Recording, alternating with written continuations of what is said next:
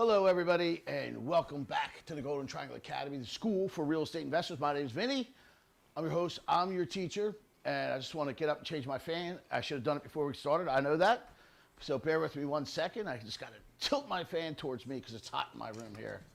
So let me fix that, and then let me get my walking stick, and hopefully our audio is working. So let me just, I should have tested my audio before we got started as well. So let me just see if our audio is working. Yep, it's working. Okay, so, all right, everybody. So what I'm going to do today is we're going to talk about the BRRRRRRRR method, right? Another guru kind of gimmick. And what do I mean by that? All right, I was an investor since I was like, I don't know, 19, 20 years old, right? I started looking into real estate when I was in high school. Okay, so I don't know if we can count that or not. Like, I don't know if we got to count the day that we bought property, but I was interested in real estate since my high school years, okay? I owned a lot of property, yada, yada, yada, whatever. Now I lost my train of thought. Oh, and later on, when we became what we called corporate rentals, okay? I owned everything from Section 8 to multi-million-dollar homes. First, I was a Section 8 guy, owned a lot of those, went to townhomes. Then we went to singles. But we specialized in corporate rentals, okay, which was great in the day. Worked great for it. Probably will still work today. If '08 didn't roll around, we still would have been buying corporate rentals. Okay. But we never called it a method, right? We would go buy a property, and we just bought turnkeys for the most part, and we rent it again. We would buy property, we rent it again, we buy, we rent, we move on, and I would refinance and take cash out whenever I could, okay? Because I'm a strong believer, do not pay your house off, right? And don't leave a lot of equity in your house. It's not doing you any good. Take it out and go buy another property, right? Anytime you can take the equity out of your house, take it and buy another one. So I guess the guru's trying to sell you a program for thousands of dollars, right? Came up with this BRRR goofball method, okay? Now, what I'm going to do is I'm actually going to educate you on how this actually works, okay? And what you need to actually look at when you're trying to do this, okay? So what I'll first do is I'll get into the pros and the cons for the people that don't know really what this BRRR method is. And I'm sure there's not many people out there that don't know what it is. But, you know, my kids might be on this podcast, right? So they don't know, but they're learning every day. So let's go over what it is, how it works, yada, yada, yada, and then we'll get into the specifics and how to structure this deal and what's really important to know, okay? So let's get into it. So obviously, what is this method? So, right, BRRRR method, okay? And what it stands for is to buy a property, to rehab the property, to rent the property, to refinance the property, and then repeat the process as you go. And it's not a bad thing because this is what real estate investors do. We buy a property and then we buy another one and we repeat, right? This is what I did for a living. I didn't do this, so skip that. I rented it, I refinanced when I could, and I repeat it, right? All the time. Me and my wife bought a ton of these things. All right. Now, what are the pros? Why do this? Okay, two things. Number one, equity. Okay? If done right, you'll gain a lot of equity. Two, this is my favorite, cash flow. Right? I'm a big fan of cash flow. Cash flow, cash flow, cash flow. Big fan of cash flow. So these are your pros. You're going to get equity and you're going to get cash flow. Okay, but let's look at the cons now. All right, what are some of the cons, right? All right, number one, good luck finding a good property. Now, I'm not saying you can't, right? I'm just telling you that they're hard to come by, and I'll explain this. I will explain later on. It's coming, okay? You need to be able to qualify for a loan. right? You have to be able to refinance, right? To be able to repeat, you got to be able to get your money back out, all right? You better have a really good crew, right? Why? Because you got to get in and you got to get out, right? Get in and get out. Get it done, get it rented, refi, move on. Get in and get it done, okay? So you need a good crew, or you better be a good contractor, right? Jimmy, if you're watching, Jimmy's a good contractor. He knows what he's doing. He gets in, he gets out, right? Jimmy's a good one, right? I miss you, Jimmy. Where you been, right? I love my boy Jimmy, right? Jimmy, you know who you are. Jimmy knows who he is, right? And like Jimmy, you need to know how to estimate, right? Estimate what? The cost. The cost of the rehab. If you don't know, you better have somebody to know, all right? Okay. You better be an expert or become an expert in your market, or have somebody who is an expert in the market. Now, here's one other thing. I'll save that for at the very end after the cons, okay? You need to get to know what I call the fair market rents, okay?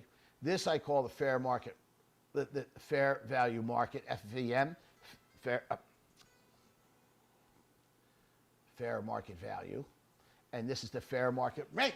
I know I can talk, I just couldn't get it out. I got tongue-tied, right? Fair market rent in your area, okay? The other last con is that you need money to start, right? You need money, or you need to have a contact with a private lender or a hard money lender. Okay, you need one of those. All right, now, so you need to have these things. Okay, now, let me just say this as well, right? And trust me, any of my students will back me up on this as well. Believe me when I tell you this. Do not leave any of this to anybody else. What do I mean by that? Okay. I am a big proponent of knowing your market that you're investing in, right? Gurus will say, learn how to invest in out-of-state markets living on your couch. Stop. That's nonsense. It's bullshit. It's a lie. They just want your money, okay? It's hard enough to invest in the own market that you live in, right? So, again, I'm going to use me and my wife as an example, okay? We did corporate rentals. But we knew every place that we rented in. When we lived in Villanova, right, we bought on the main line, but we knew the areas. We knew Villanova. We knew Gladwood. Now, my wife grew up in the main line, so it was a little bit easier. I came from Philly. She grew up on the main line. So knowing the main line was a little bit easier, right? Wayne, Villanova, Radnor, Bryn Mawr, Gladwin. We knew the market, okay? And then we got some realtors on our market. But we never left it to chance to a realtor or anybody else on knowing the market, knowing the comps, knowing the real value. And I'm going to explain this later on. When we talk about structuring a deal, right, let's just say it's a small $200,000 deal, and the realtor tells you up front, yeah, it's worth $200,000. But let's say they're off. Let's say it's really only worth 180. Are you going to go back because the deal, like you literally can't close the deal now, or you can't get the hard money lenders' monies back? Are you going to blame the realtor? No, you should blame yourself. Because if you don't know the market yourself, don't go passing the buck on to anybody else. I don't care how much you want to trust them. If you want to be a good real estate investor, you need to know the market. Okay? Don't leave it to chance. And don't leave it to somebody else. You become an expert in your market. Okay? Drive around. Constantly be online looking at the values. Go every Sunday, me and my wife would drive around and go into every open house. Look what they were asking for, right? Followed up to see what it sold for, okay? And we followed the trends and followed the market. And if you want to be a good real estate investor, you need to do that. Okay, then talking about estimating the cost. Now, a lot of you are not contractors. Now, one of my students, Jimmy, he's a contractor, okay? He could go out and do this himself. Go out and estimate, okay, this, and this is going to cost me $25,000, okay? He has his own crew, and he could go and hit the repeat button all the time. But guess what? It took him years to get there. It took him losing money the first 3, 4, 5 times, okay? So if you don't have a good crew, your chances of success are slim, unless you're your own contractor. Why? Because all the people that you're going to hire, electricians, plumbers, roofing guys, painters, drywall guys, insulation guys, rugs, right? The actual contractors who are swinging the hammers, they're all going to come and say, oh yeah, they're going to lowball the number, and then when they got the job and they got half your money, right? And they're supposed to start in 2 weeks and they don't show up for a month.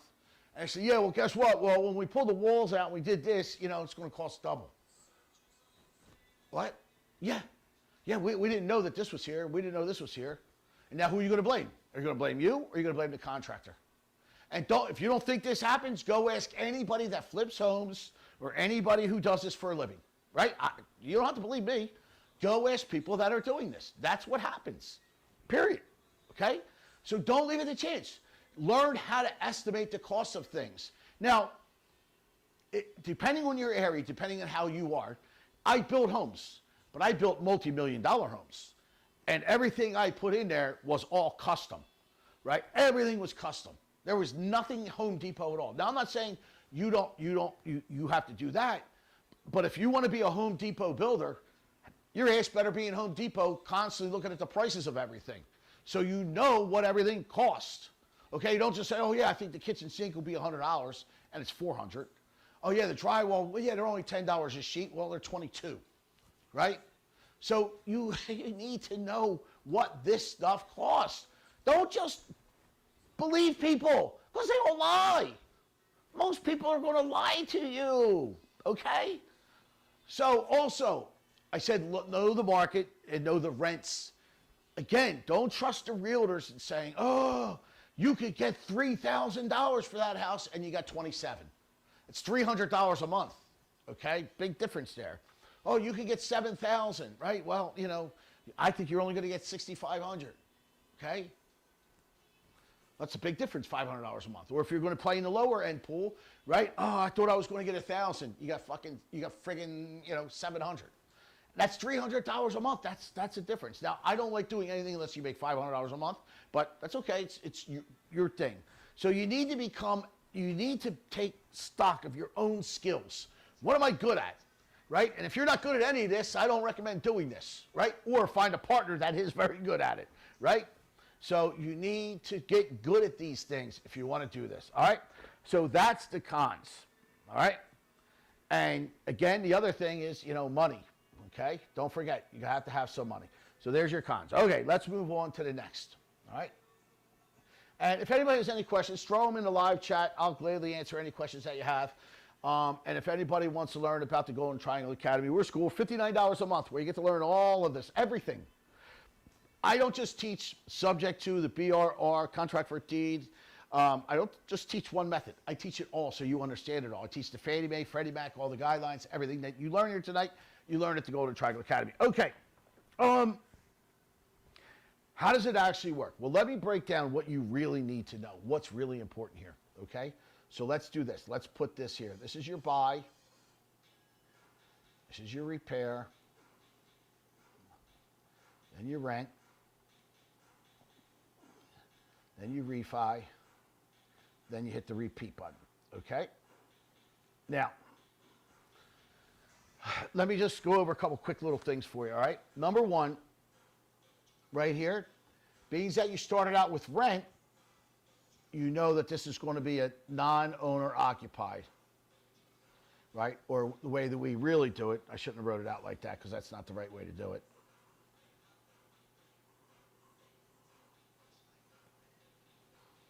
Really, the way we do it is this way. It's non-owner occupied. Okay? Now, why am I saying that? Because the difference between non-owner occupied and owner occupied, what's going to change is the LTV, loan to value. That means how much money can I borrow? Okay? Now, for those that don't know what that means, I want to show you something, all right? Because we're going to, all right, before I get to showing you something, being that we now know that the rent, meaning it's non-owner occupied, this is where you need to start your whole process, your refinance, meaning how much can I borrow? Okay? Well, here the gurus, they talk about non-QM lending, and they'll go to 85 LTV, meaning they can borrow 85% of the fair market value, or in your world, ARV. Now, there's no such thing as ARV in the professional world, but we'll let it slide. It's street lingo. Okay, meaning you can borrow 85%, but interest rates are way higher. You got to have very good credit scores. Now, let's take a look at this. Okay, this here, ladies and gents, this is the Fannie Mae loan-to-value matrix. Oh, shit. I forgot to change I'm so sorry. What I wrote on the screen, just so you know, this is what I wrote on the screen, and I apologize. I forgot to change the screen. I sincerely apologize. Buy, repair, rent, refi. I started right here at rent, okay, and told you it's non-owner occupied. And the difference between non-owner occupied and owner occupied is going to be the loan to value, how much money you can borrow, okay? Now, a lot of the gurus are going to talk about non-QM. Now, non-QM is qualified mortgages, okay? And I think what I need to do is just show you that. Okay, let's do this real quick. I'm going to show you this, all right? When we talk about 2 plus 2, we talk about conforming, qualified mortgages, right? Meaning Fannie Mae, that's two ends. Fannie Mae, Freddie Mac, FHA, VA, USDA. Okay, so it's all of these different loans. Okay, Fannie Mae, Freddie. We're just going to say Fannie and Freddie for the time being to make it easy. Now, this is all QM loans, QM, qualified mortgages. And the reason why they call it QM, after the '08 crash, the government stepped in and changed all the lingo and language and everything else, right? We used to just call it conforming or prime or conventional. QM is now the word, okay? It just means Fannie, Freddie. Your normal, everyday 2 plus 2 lending, right? Go to a broker, put your money down, right? Give us your pay stubs, your bank statements, have good credit. Now, the non-QM, some people like to call it subprime light. Well, I don't. It's not even close, okay? But it's for flippers and it's for, you know, non-conforming loans. It's all this stuff. It's all of this stuff that they can't do. So anything they can't do here, they try and put it over here, okay? Non-QM. Like trying to do what we call a no-doc, or a no-income loan. No-income verification, NIV, right? No-income verification loan, okay? That would go under the non-QM loan. Now remember, when you do now this is the best rates here, over here. You get the best rates and the best terms. When you get out of that, the rates go higher, the points go higher, your credit scores sometimes have to be higher, okay? So when you're going to do obviously a no-income verification loan at a higher LTV at like 85, you're going to pay for it, all right? So let's get back over here. All right, so refinance non-QM 85. Let's take a look at Fannie Mae and Freddie Mac, all right? Let's take a look at what they have to say. And I apologize again, I didn't hit my damn button to change the screen, and I sincerely apologize. All right, let's look at this. Now, let me see how do I make this? No, I want to make it bigger. Okay, here we go. Not sure how to make these things big or small. Okay, so right here, as you can see, we got cash out. 1 and 2 to 4 units. So, oh, wait a minute. That's primary. We don't want that. We're not doing primary, right? So, well, let me just show you. If you're going to do your principal residence cash out, you could go to 80, right? On a 1 unit. On a 2 to 4, you can go to 75. That's owner occupied. We're not doing owner occupied, are we? No. Why? Because remember, we're doing NOO, non-owner occupied. We got to go down to here. Let's go. Let's get down to there, right? I forgot. This isn't owner occupied. This is right here. This is this one. This is an investment property, okay? And we're doing cash out, okay? So, a 1 unit, 75 LTV. 2 to 4 units, 70 LTV, okay? This is directly off Fannie Mae's website, okay? This is directly from Fannie Mae, okay? Look, if you look up here, on my thing, FannieMae.com. All right? That's where it's from. Fannie Mae. So now we know our example is going to always be a single family unit or one unit, right? One unit, SFR, single family residence. Okay? So that's Fannie Mae. What about Freddie Mac? All right, let's take a look at Freddie Mac. Right? Because Fannie and Freddie, you're going to get loan to value with the best rates. Okay? So again, what are we looking for? We're looking for an investment property. But that's not what we're looking for, is it? No, we want cash out. This is rate and term, or purchase and no cash out. So we don't want this. But you'll see here, owner-occupied, you could go to 85%. So here, if you got an owner-occupied house, you want a little bit more cash out. I'm sorry, you need to refi, go there. That's not cash out. Let me go down here. All right, here we go down here. Not owner-occupied. We got to go cash out, non-owner-occupied. All right, now we're at the right spot, right? Here we are, cash out. One unit, 75. 2 to 4, 70. So pretty much the same thing as Fannie Mae. And if you look up here, I'm at FreddieMac.com. Not going to any other places. I just pulled this up just now. So again, we're at 75 for a single family. We're going to go with that. All right? So let's get back to let's erase this. Let's go back to our board, because this is where the important part is, right? This is really what's important, is right here. Okay. So refinance,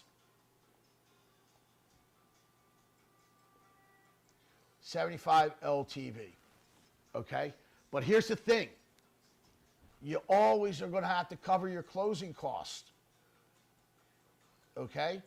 Now, I'm going to do it just for mathematicals. I'm going to do 70%, which 5% I'm going to put as closing costs. Now, are your closing costs 5%? No, they're not 5%, right? They're like 3%.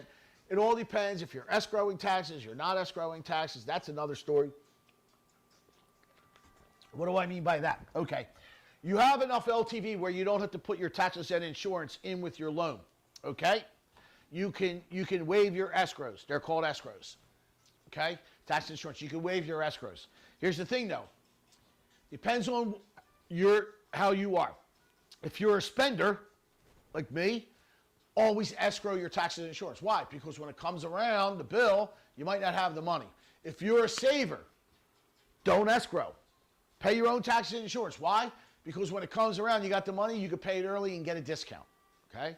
So if you're a spender like me, escrow your funds, escrow your taxes and insurance. If you're a saver, waive them. Okay, let's get into our whiteboard. Now,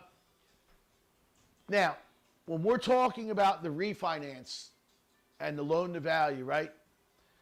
What we just said was this. Okay? Let me do it in white, right? Fannie and Freddie, 70%, this is after closing cost. Okay? You could do non-QM at 85, and then we're going to say 5 for closing costs, so we'll go at 80. Okay? But you're going to pay a higher interest rate and a higher everything. So here's the thing. That's where you have to start.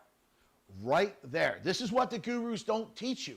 You have to start at the refinance point. Okay? So what do I mean? Okay. Let's do this.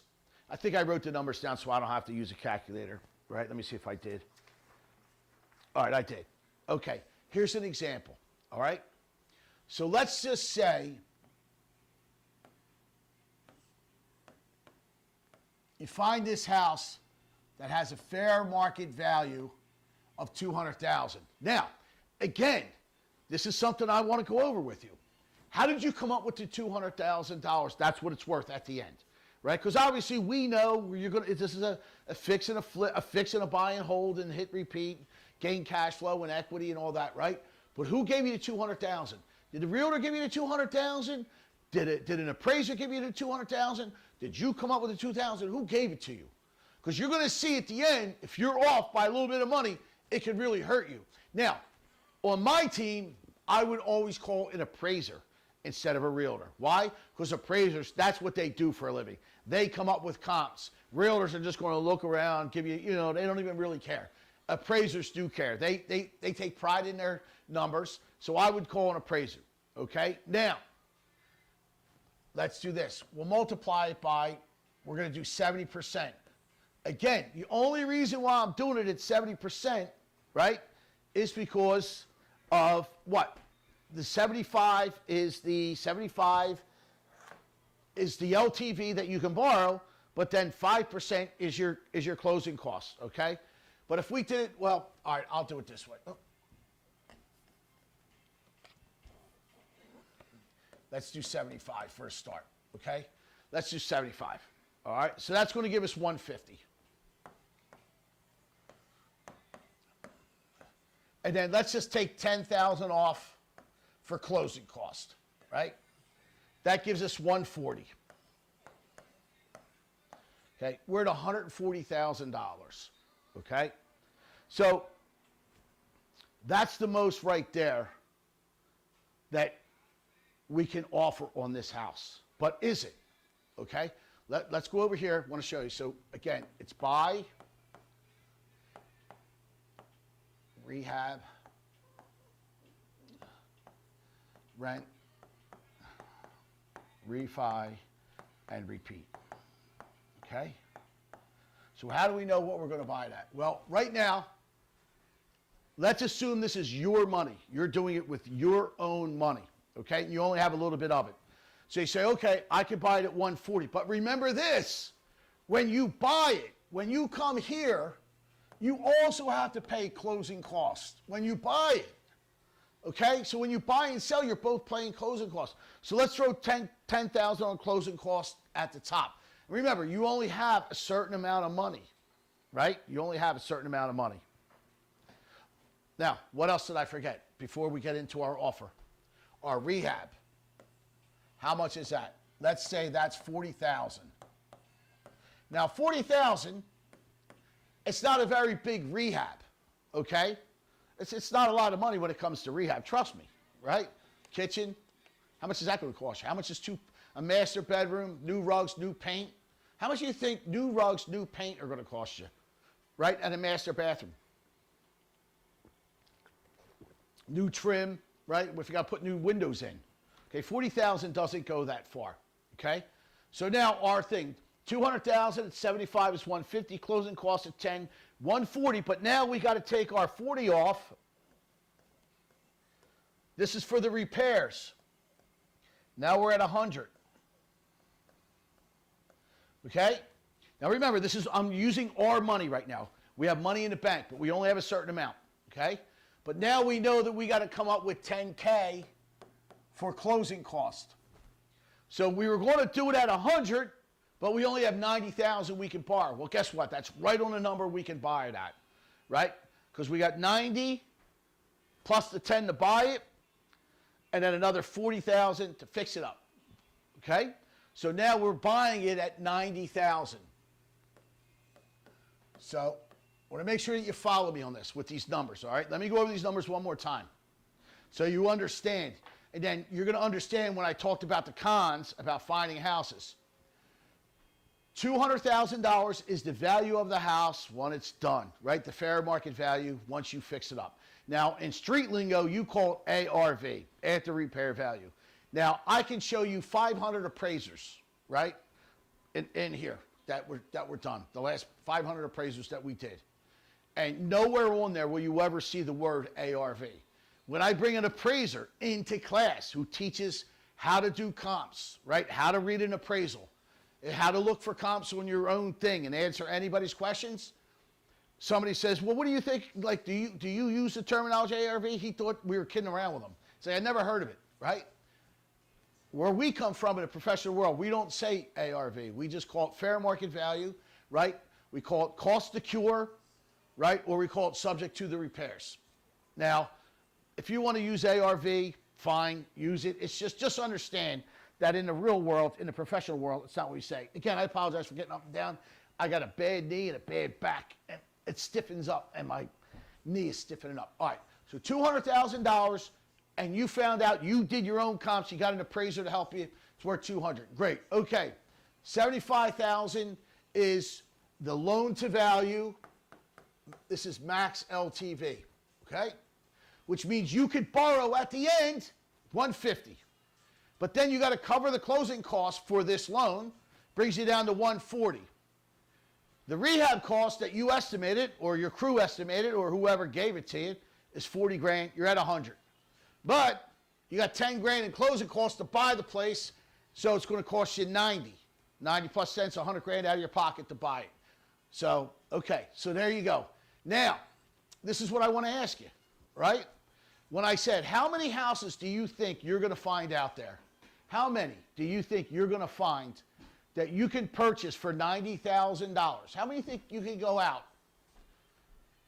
and go buy a house for 90 grand, whoops, that's worth 200 with only 40,000 in repairs, right? Let me tell you this. If a realtor listed this, if a realtor had this listing, they're going to put it up for 160 to 180. They don't care. They're never going to take $90,000 for this. Good luck trying to find. Listen, I'm just being honest with you. I'm not here trying to sell you a program. I'm not here to try and charge you $2,500 to learn how to do this inside and out like I know how to do it inside and out, right? I'm here to give you the honest truth, okay? Good luck trying to find a house that has $40,000 worth of work that you're going to get for $90,000. It's not going to happen. You may find one. Congratulations, you got it, right? But where's number 2, number 3, number 4, number 5? I'm going to show you later on where you can possibly do this, okay? So now you bought it for 90. Congratulations. Now, the rest of it's going to be cash flow because let's just say, you rent it out for, $3,000. Your mortgage payments, say $1,500, and you're going to make $1,500 a month in cash flow, okay? And again, you're gonna have when you're all done, you just refinance for 150. It's worth 200, so now you got 50,000 in equity. Okay, so like we talked about, there's your equity, there's your cash flow. 50 grand in equity, 1,500 in cash flow. That's friggin' awesome, awesome, right? But here's the thing: when do you think you're going to get that 50,000 out? You're already maxed out at your loan to value, right? What do I mean? Okay, it's a max LTV at 75 LTV, right? It's max LTV, 75. You're at that right now, okay? You're at that right now. So when you go and you want to get some cash out of there, it's non-owner occupied, how long do you think it's going to take? What happens if the market is not a seller's market and it gets stagnant, right? How long is it going to be before you can get any of that cash out? Now listen, I'm not bitching because I'll take $1,500, even if it was $1,000, even if it was $900 a month or even $500 a month. I'm taking it. It's great cash flow. I wouldn't do it for anything under $500, right? But okay, you're making anywhere from $500 to $1,500 in cash flow. I'm happy about that. I'm also happy about the 50 grand in equity. But just remember, that's all you're getting out of it. Okay? You're getting the equity and the cash flow. Trying to find a house that you can do this with is an issue. Okay? There's not too many houses out there that you could do that with. Now, let's get into the next issues. Okay? And listen, I don't want to be the guy that throws a wet blanket on all this, right? I don't want to be the guy that throws a wet blanket on all this, right? But let's talk about some of this stuff. Okay? What about this?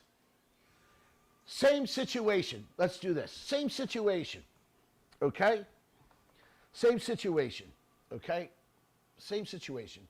You got a fair market value of $200,000. You got repairs at $40,000. Okay? And you want to go out and you want to do this, but you have no money. Your situation, you have no money. So you go to a private lender. Or you borrow money from your 401k, right? Or your IRA. Or a hard money lender.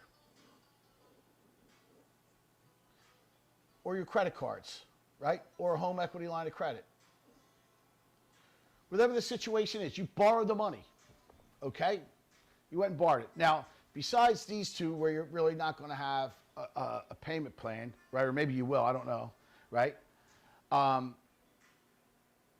of you can just take the money out. Some you got to repay it. So it depends. So let's just talk about private lender, hard money lender, credit cards, HELOC, friends, family, whatever.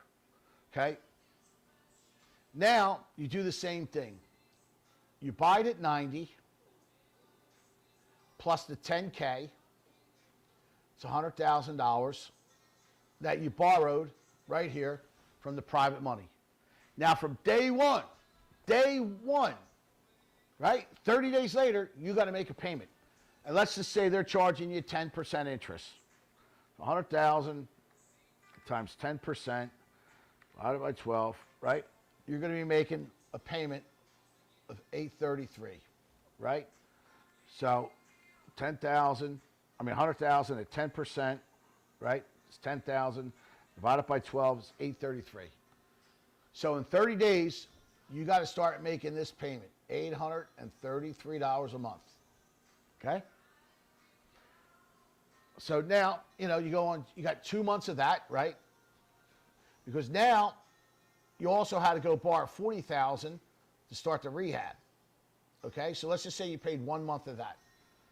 Now you're going in, all right, I need the $40,000 to start the rehab work. Okay, well now you're at $140,000 times 10%. Right? Now it's $1,166 a month. Right? Now you got to add that on top of all these costs that you're accruing, right? Got to add all this. It's $1,166 a month. I don't know. Maybe your crew sucks, and you don't have the most professional crew, and they don't get to you for a little while, and it takes you 6, 8, 9 months to get done, right? You're at $10,499 additional cost, right? You're at $10,500 on top of everything, which you didn't count on. Plus you have other holding costs, right? Electric, it's really nothing. Water, okay? Insurance. Kind of insurance. Well, are you going to do all this work and not have any type of liability, extra liability on the property? Need to have that. So now, right, depending on how long this is going to take you, you got an extra $10,000, $15,000 of what we call holding cost. Okay? So now you got $15,000. So let's go to the next page. Okay? So let's see. So let's do it this way. You got $90,000 to purchase that you got it at. $10K for closing cost. Okay. $40,000 in rehab work, in rehab cost. $15,000 in holding cost. Okay. And then you're going to say, well, do I hire a realtor or do I try and sell it on my own? I'm sorry, there's no realtor. We're holding. My apologies. We're holding it. Okay. So now we're at, let's see. So now we're at 90 plus 10 plus 55,000, right? So we're at 155, right? But then we also know that every time we get a loan, it's $10,000 in closing costs, so we're at 165. So 165 divided by 75 LTV. What do we got? Let's see. Divided by 75%, right? So now that house has to come in at $220,000. Right? Now it's got to come in at $220,000.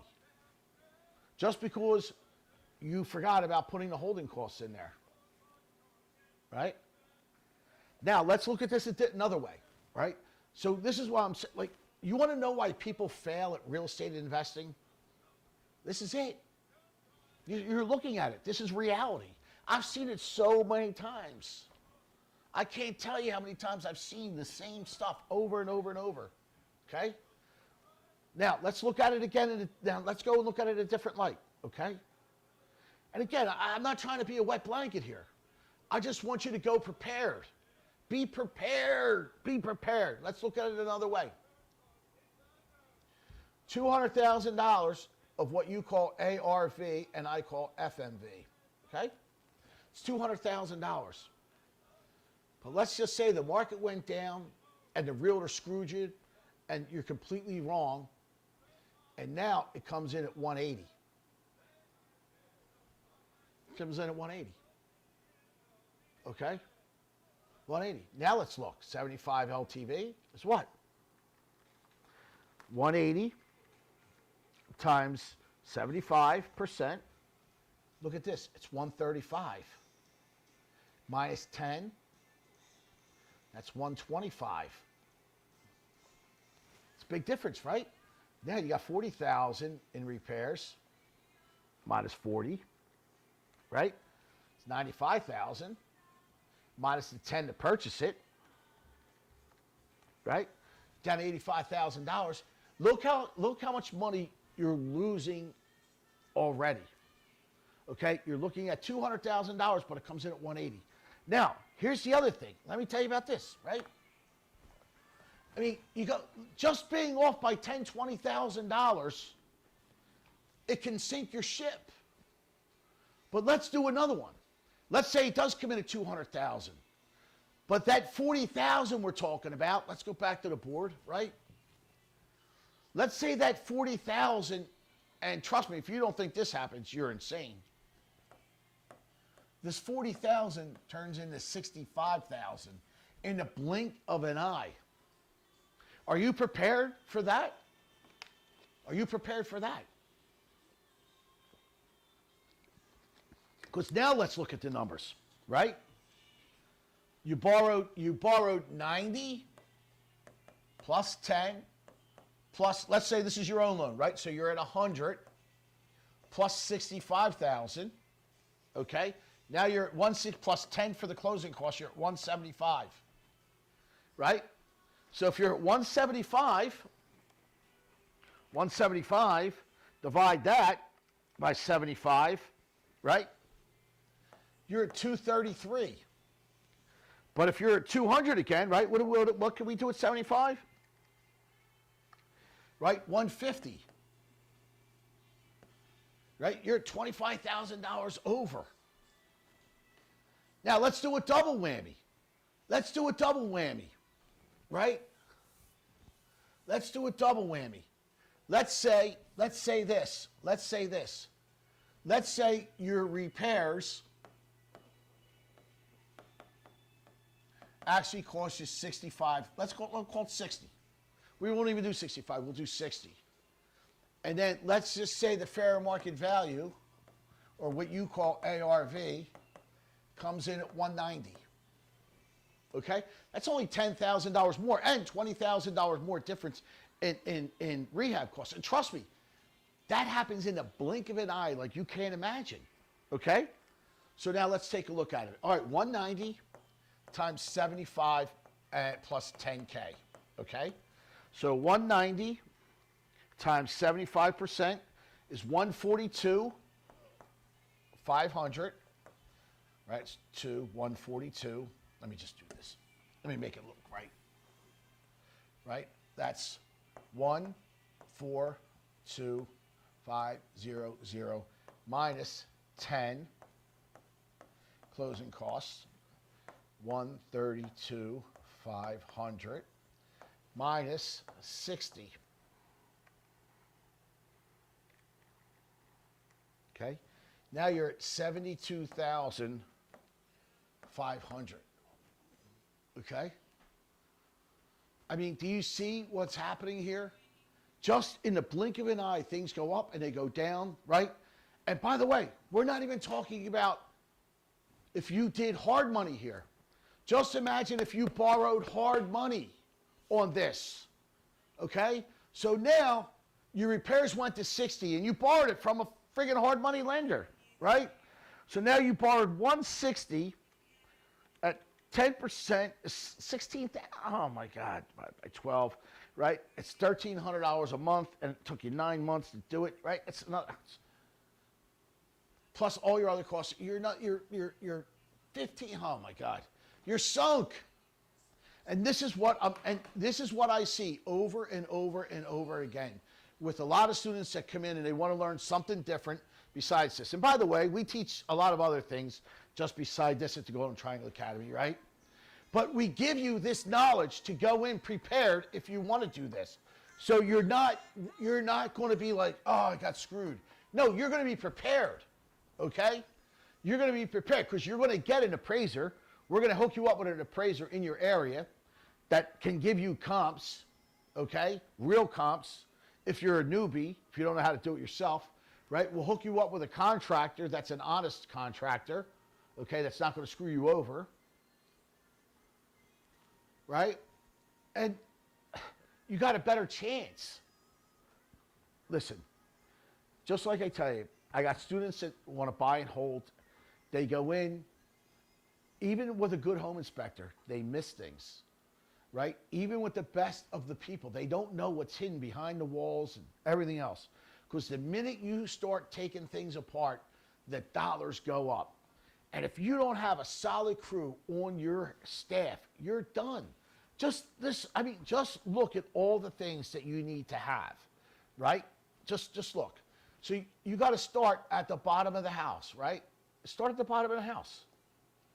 So do you have a foundation guy to make sure the foundation is good, right?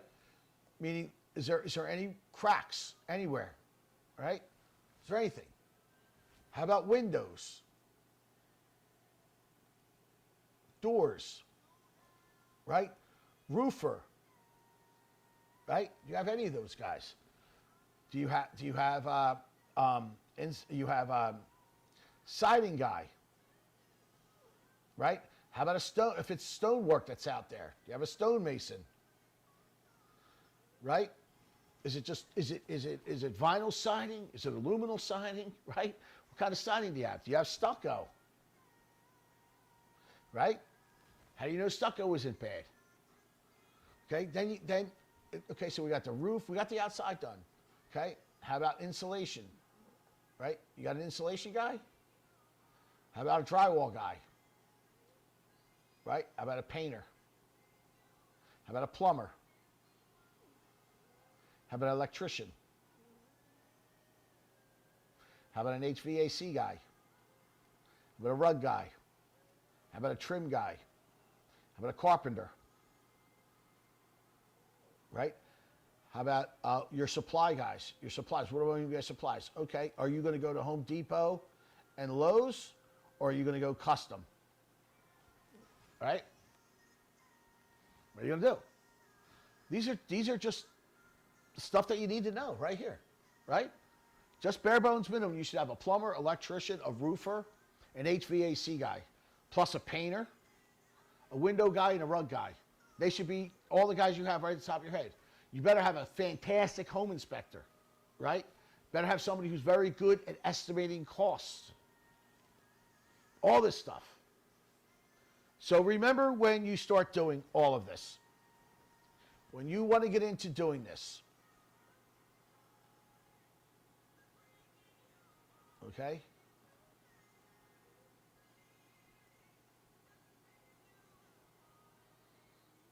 Whoops. Just gonna screw that up.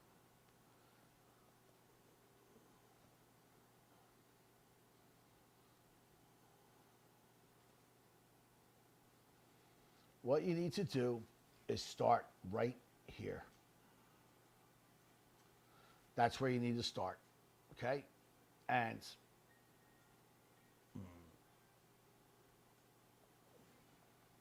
just remember, 75 LTV minus closing costs. Now, if you want to do DSCR, you can go to 85 LTV minus closing costs. But remember, higher rates, much higher rates, right? So start right there. First place you start. Then you better be good at your market, okay? Know your comps. Know them inside and out. Which also means this here. Know your market. Okay? Know what the fair market value and the fair market rents are in your market. If you're not a very good, if you're not like Jimmy, my friend Jimmy, right? If you're not like Jimmy, who knows how to rehab and knows how to do construction and has a fantastic crew or two crews, okay? If you're not him, you better get yourself a damn good crew, okay? Because a lot of them are horrible out there. They're going to rip you off. They're going to steal from you, right? They're going to tell you they'll be here in 2 months. They show up in 4 months, right? They want half down. Trust me. You better start building up your team if you want to do this, all right?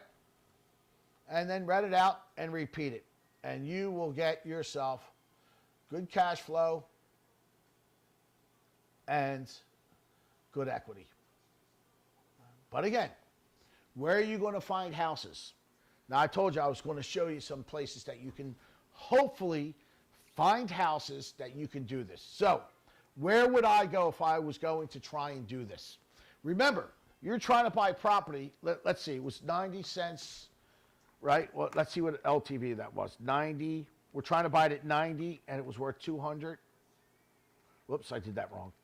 90,000 divided by 200 grand, right? I got to hit the right buttons. 200, okay? So you're trying to buy property at 45 cents on the dollar, okay? It's very difficult, very, very difficult. You don't believe me? Just go out there and talk to the people that do this for a living. So where can you buy property for 45 cents on the dollar? Okay, here's where.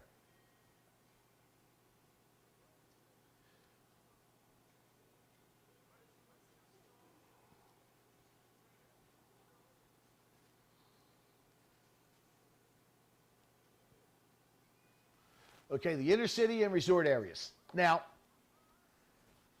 you may get lucky driving around your suburban area and find one house that's dilapidated, right, that you might be able to get, okay?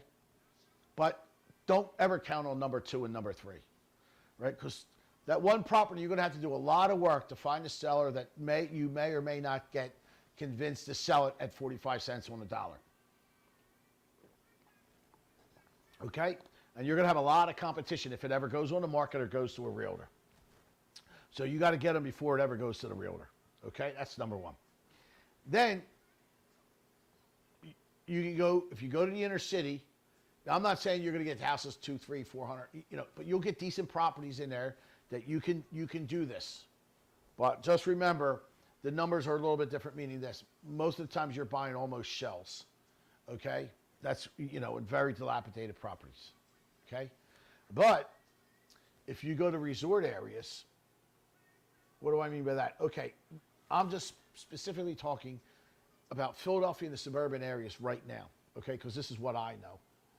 If you go to places like Stone Harbor, Cape May, before it used to be the Poconos. Can't really do it up there anymore, right? The New Yorkers took that over. All right? Ocean City, New Jersey. Okay? Resort areas. You go down there, like my parents lived in Cape May for 30 years, up until my father passing away, and then my mother, who's in hospice care right now, and doesn't have very much longer. And they lived in Cape May, loved it there. And they knew all the locals that did live there full time, and I could have easily said, "Hey, Mom, before your friends sell their houses to the realtor, have them call me because I'll come in and buy it from them." Okay, and again, it doesn't mean that I'll get it for 45 cents, 50 cents on the dollar, but I got a good chance at it. Okay, so you'll find a lot of properties in the inner city resort areas, stuff like that. Okay, then obviously if you got money and you want to go to some If you want to deal with pre-foreclosures, right? You might be able to find some there, okay?